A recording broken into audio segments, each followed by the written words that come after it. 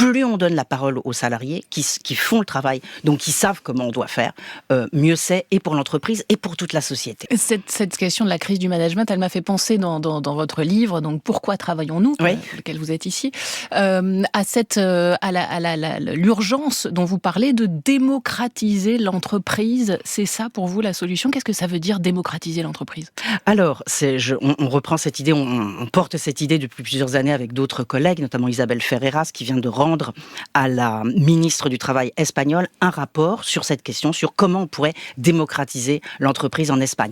Qu'est-ce que ça veut dire? Ça veut dire qu'aujourd'hui, et notamment en France, il y a, les salariés sont parmi les moins consultés sur leur travail, y compris sur les décisions qui concernent vraiment leur travail au quotidien.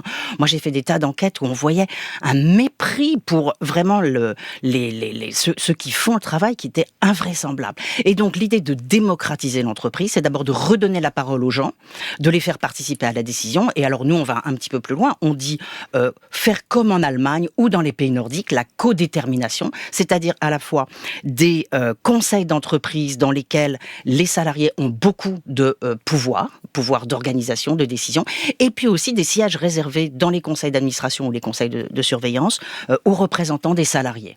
Et on avait écrit il y a longtemps un livre qui s'appelait... ça va faire allusion à votre débat de tout à l'heure. Manifeste travail, démocratiser, démarchandiser, dépolluer. Et on se disait que plus on donne la parole aux salariés qui font le travail, donc qui savent comment on doit faire, mieux c'est et pour l'entreprise et pour toute la société.